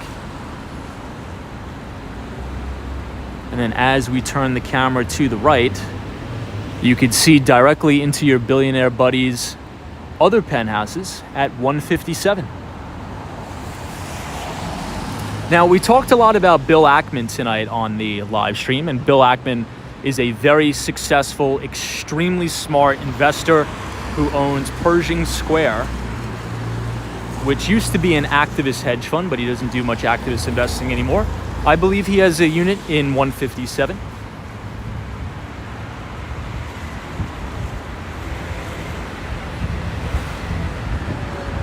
Ryan Beck says I would be terrified at the air traffic. It's horrifying flying into New York City when it's foggy.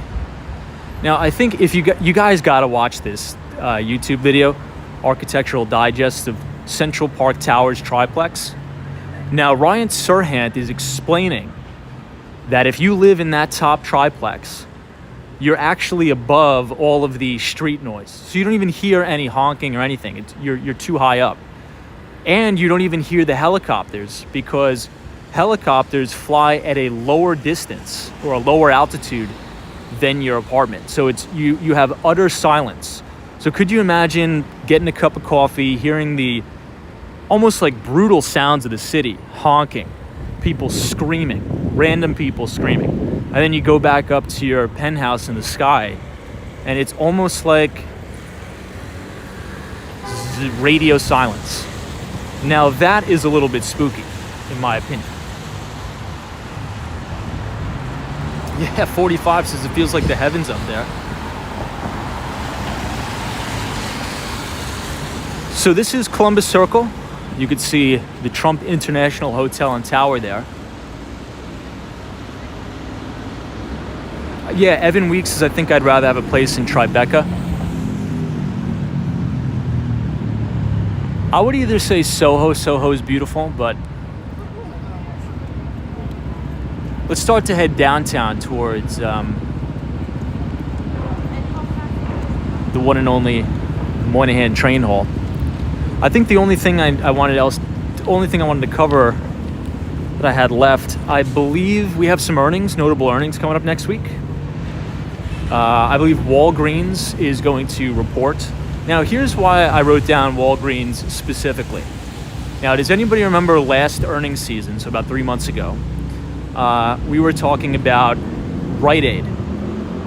So I was on the conference call, and the CEO actually comes on the call, and she said they had to actually start to shutter or close stores, locations in Manhattan, due to an uptick in retail theft. Or crime or shoplifting. I believe the terminology, maybe it's not slippage, I forget what the actual term is, but it's actually gotten so bad that the CEO of Rite Aid called out New York exclusively and said that they've had to shutter locations in the city of New York because of an uptick in shoplifting. Now, if you also remember, we talked about Target, ticker symbol TGT, last earnings season. I think they took about a $300 million hit to their bottom line for retail theft, organized retail theft. So as Walgreens reports earnings this week, I'm actually really interested, and I wouldn't be surprised if one of the analysts at the major investment banks comes on the earnings call and asks them, say, look, your competitors, Rite Aid, CVS, and even some other big chain stores like Walmart, as well as Target, has specifically said that organized retail crime is a problem. Is this a problem for you as well? So I think we should have that on our radar. I think it's going to be very, very important because that can move markets. That can move the stock.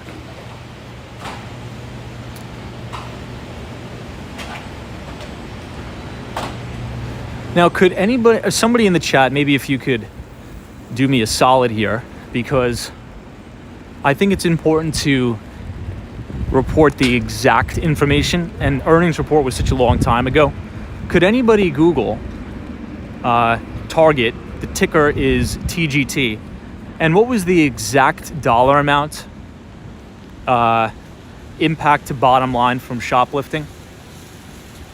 I'm curious. Walmart said the same thing, but I just want to make sure the viewers get the exact number. I think it's appropriate.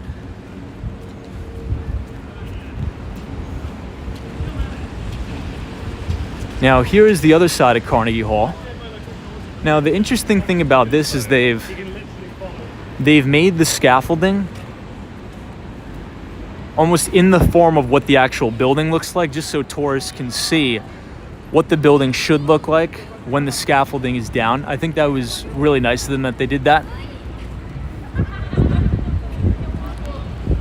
Carlson's was $400 million in 2022. Disney Matt, what's up? Says, hey, Tom and Shaq. Good to see you, Disney Matt. Thanks for joining us. Doesn't look like there's many people in this restaurant here, but it does look beautiful in there. DM's is $400 million. Now that's a problem. That is a problem, and not to be too much of a doom and gloomer. You guys know that, you know, I'm almost relentless in my optimism, but that's an issue when you have CEOs of companies coming on earnings calls and saying, look, if this continues, we're going to have to raise prices because it's impacting profit margins. Now, here's the reason why they do that. Let me just cross the street. Is because investors are getting pissed. Let's just say that. I mean, you know, if you are a CEO of a publicly traded company, I think we may actually have some CEOs here that watch Walks from Wall Street, which I do appreciate. If you want to chime in, you know, you have to answer to your investors, right? And your investors, your job, your duty and obligation, if you're a CEO of a publicly traded company, is to maximize profits for your shareholders. And if I'm an investor, if somebody's an investor, big institution in Target, in Rite Aid, and they see that shoplifting and other crimes are really impacting bottom line, they're going to breathe fire on that CEO. And they're going to be like, look, it's either you fix this or we're pulling our money. All right. So I think things are going to start to change. I think you're going to see more security presence. And I also think, here's my other prediction, that you're going to start to see a lot of these companies headed to Washington and begging the government to do something about it. Either the form of stricter laws, and even showing up to their local municipalities saying, look, we can't operate here. If we're going to lose all this money, we're going to close and pull out. So we'll see. We'll see. Those are my predictions. Hey, Western Mass Dave. Guys, could you rewind the tape 2 seconds? I think that was Bill Ackman.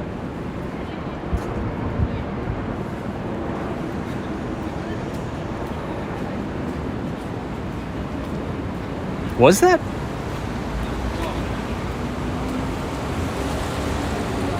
Can anybody just rewind like 3 seconds? The gentleman with the gray hair. It looked like Bill Ackman for a minute. Maybe he was. I was looking down at the time, so I didn't see him.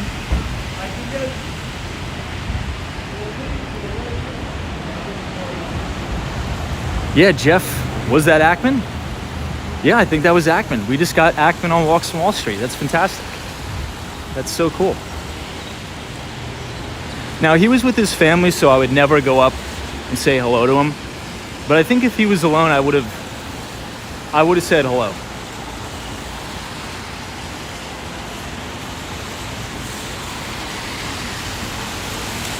He's a great investor. I really like Bill Ackman. I can't believe that was him. Fairway says it was Ackman. Wow, that's awesome. Cool.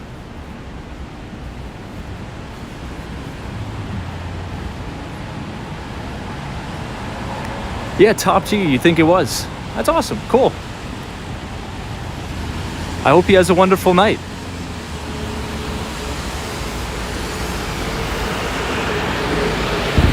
Okay, West 56th Street. Now that we have the light, let's actually start to head down.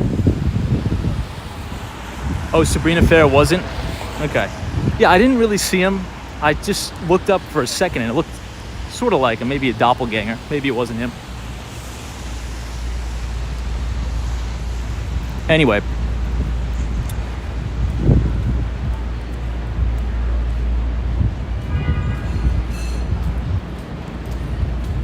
I'm going to put it about a 30% probability.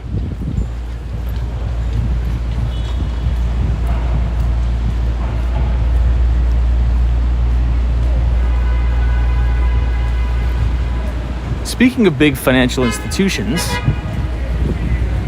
coming up on the right is Alliance Bernstein, but in this building as well is Fortress Investments. Raj says, wouldn't Ackman have security with him? No, not really. Like, that's the thing, right? Like, Bill Ackman, like, to me, someone like me who's obsessed with the financial markets, like, he's like an A-list celebrity in my book, right? He's like, it's sort of like a 13-year-old girl seeing Justin Bieber, right? Like, you wouldn't recognize him like that. But 99.9% of regular Americans wouldn't even know who the guy was walking down the street. It's just like if you saw, the CEO of Goldman Sachs walking down the street. If you're in finance and you pay attention to it, you probably know who he is, but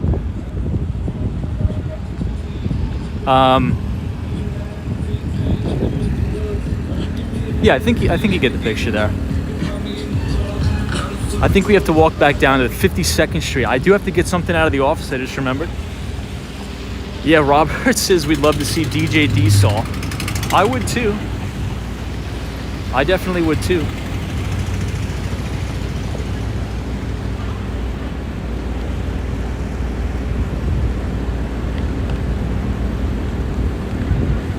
Somebody says that guy was pretty tall. How tall is Ackman? I think he's maybe 6'2", 6'3". I think Bill Ackman's a pretty tall guy.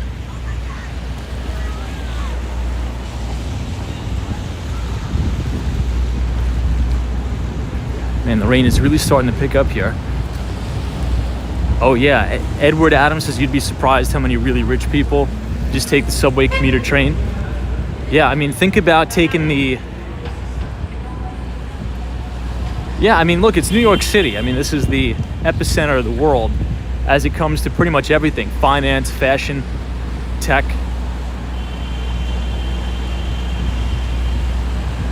There's really, really successful people here. That's for sure.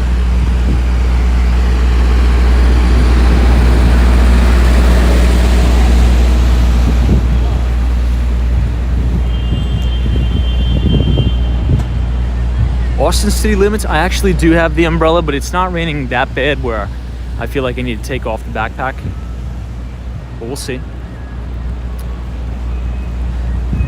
Natalie's here, welcome.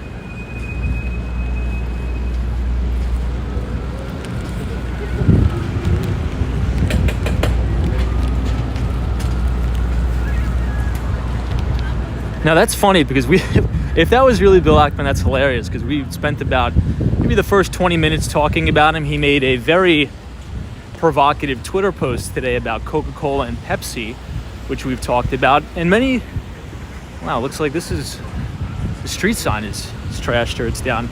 Now many people on Wall Street were, calling him a hypocrite today because Pershing Square has massive equity stakes and equity holdings in ticker symbol QSR, ticker symbol CMG, which is Chipotle, and those aren't, the healthiest options either, right? So if you're going to attack maybe a company for, selling a product or a service that is, not the healthiest thing in the world, some were saying, well, then maybe you shouldn't be investing in those. Who knows?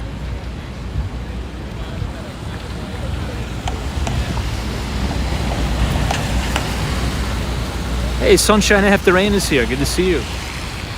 Carolyn Kelly says, thank you for subscribing to the channel. I appreciate it. Hey, the RV or TV is here. What's up? Good to see you, RV or TV. Appreciate you.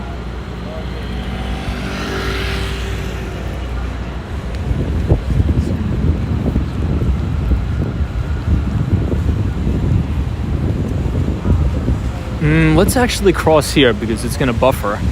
We got to go to 52nd Street anyway.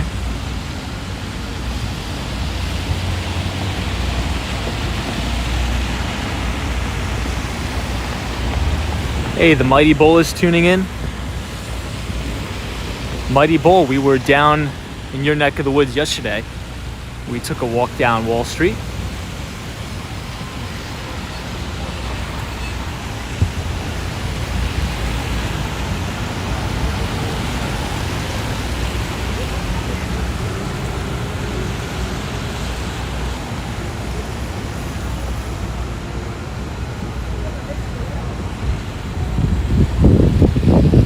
Joyce Carter is joining us. Good to see you, Joyce.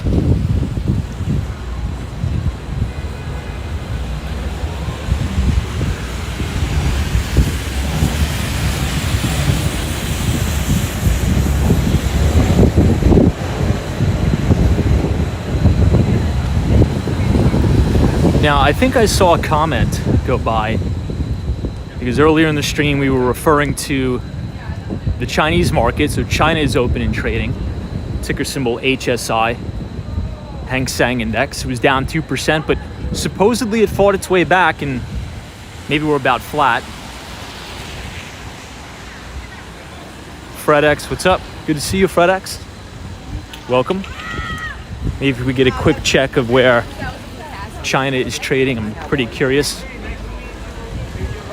I would say if China can fight its way back, maybe we'll be green. Futures will flip green. Who knows?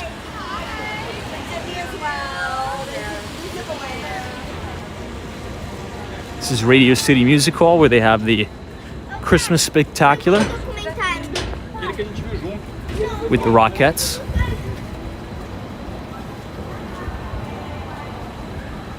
Hey, Dad's gone live, so he's got to get off. Going live myself. Thank you so much. Appreciate it. Thank you for being here. Wow, Hang Seng is now positive. Whew.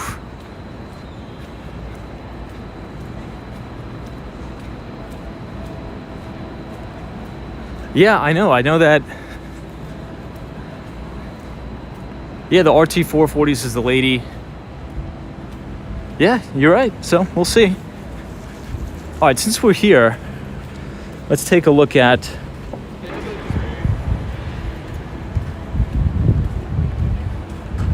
the beautiful Rockefeller Center Christmas tree.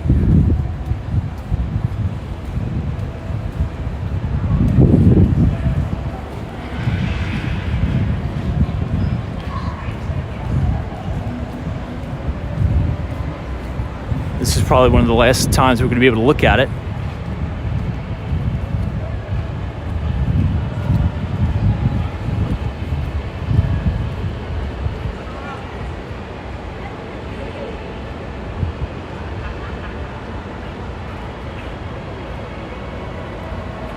Sherry Rodrigo, thank you for joining us tonight. Here's another look at 30 Rock, Rockefeller Center. Wesley West, what's up?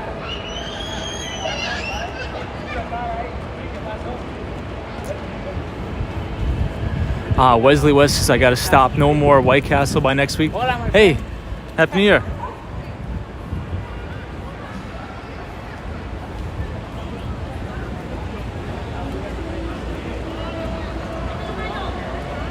Hey, Laytha, thank you so much for joining us tonight. Happy New Year's Day observed.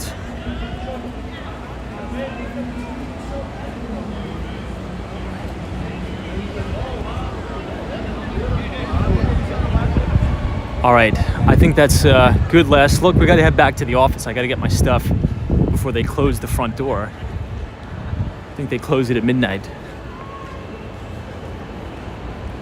So back to 3rd Avenue we go. We got to pick up the pace a little bit. I know, Laytha's like, you're going to be giddy with excitement when you watch the rewind. That's so funny. I think if he wasn't with his family, I think I would have maybe said, Bill Ackman, is that you? I would have shook his hand and said, hey, big fan. I think you're a fantastic investor. And I've learned a lot from you. So thank you for, thanks for everything. But if he's with this kid, you know, I'm not going to harass the guy. He's getting dinner. It's raining. I think it's kind of disrespectful.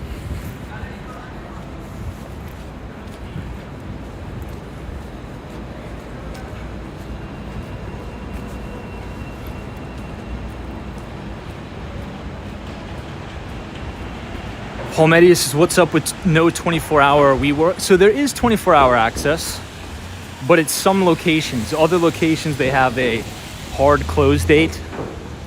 And, you know, the WeWork on 3rd Avenue is one of the only ones open today, right? Because it is New Year's Day observed.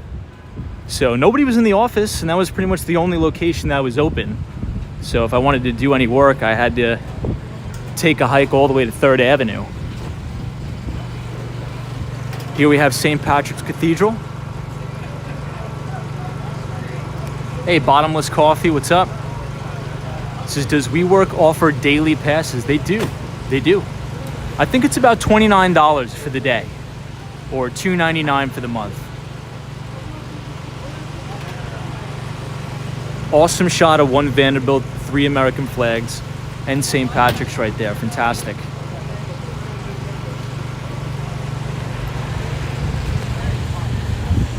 And then we are going to pass the Olympic Tower, which this is a very sought after building. It's a little bit older, but as we've said before on Walks on Wall Street, amazing views, fantastic views here.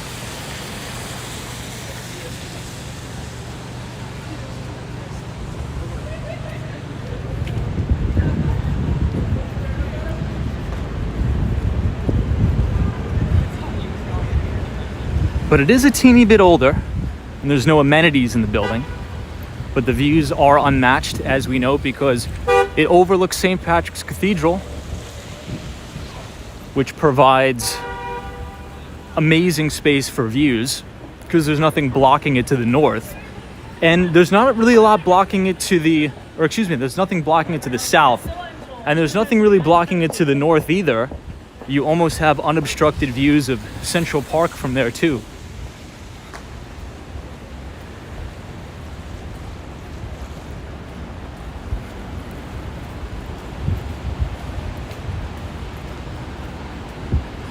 Now, on tomorrow's live stream, the topic for discussion, we will be doing a deep dive and an in-depth analysis on the Institute for Supply Management PMI numbers. I will be providing a link to the report so we can go line item by line item and look at the report and also talk about what the respondents are saying. I think that is the most important part of the report, is to understand and pay attention to the responses from the purchasing managers of all different sectors, right? Because they'll essentially tell you what they're seeing in their everyday life. Are they seeing new orders fall off a cliff? Are they seeing transaction activity pick up? So it's very important to pay attention to that. We'll do a deep dive tomorrow, not to worry. Here we are looking directly down Madison Avenue on the corner of 51st Street.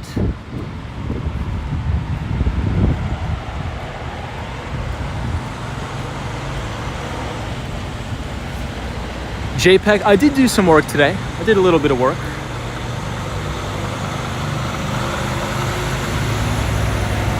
Dusty Cole, good to see you. Now, if you guys enjoyed the live stream so far tonight, feel free to leave a like on the video and click the subscribe button if you're new. Again, we go live at 8:30 p.m. Eastern Time between New York City and Miami. Also, we will be starting our Walks on Wall Street coffee hour if you guys want to join us for that. No pressure, but I think it'd be fun to do. So at 1 o'clock p.m. Eastern, we'll have a video up and the live chat open to discuss the financial markets or really whatever. Here's the New York Palace.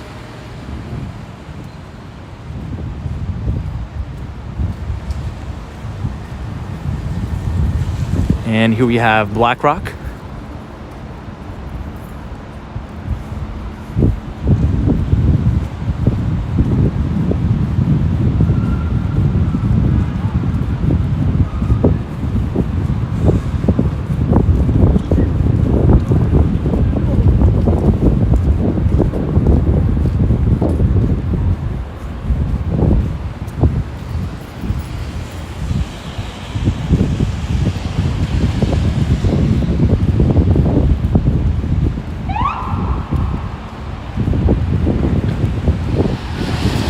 All right, back to Park Avenue.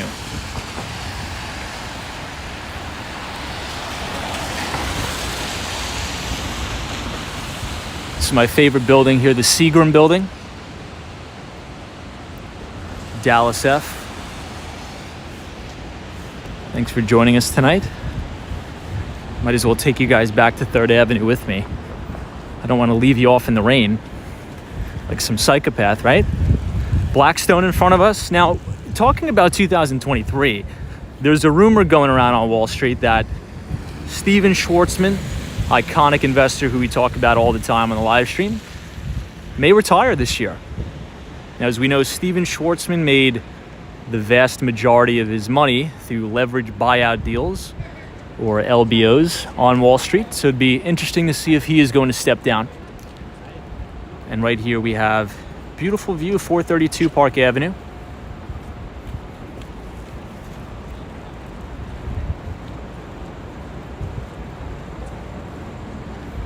August Ice, what's up?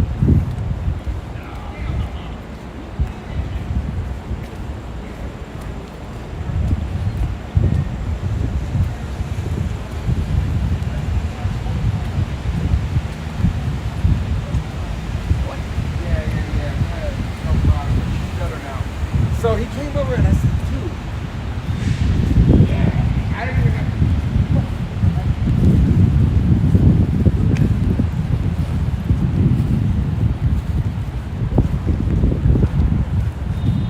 All right, 2 more blocks.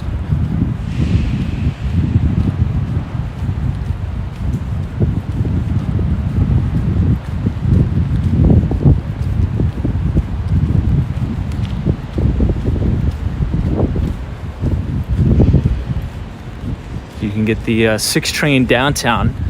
I try to stay away from the 6 train, honestly. The Green Line altogether, I try to avoid like the plague, to be quite honest.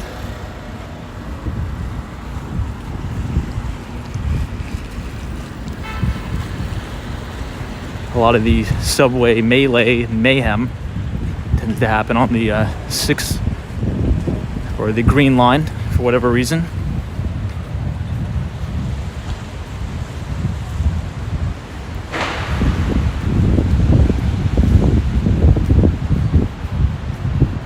Yeah, Latha, you're right.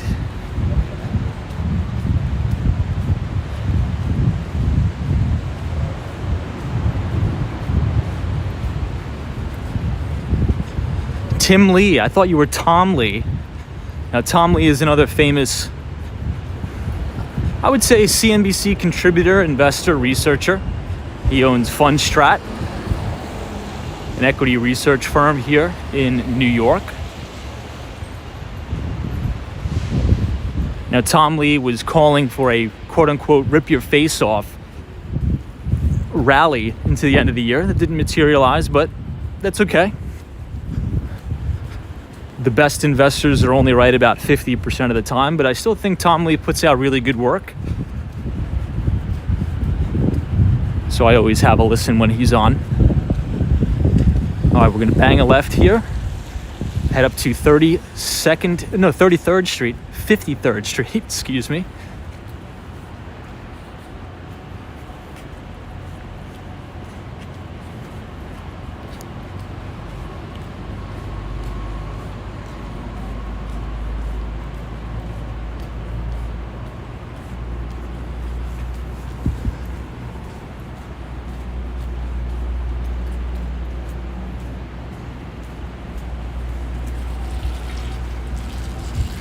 All right, one more block, 53rd.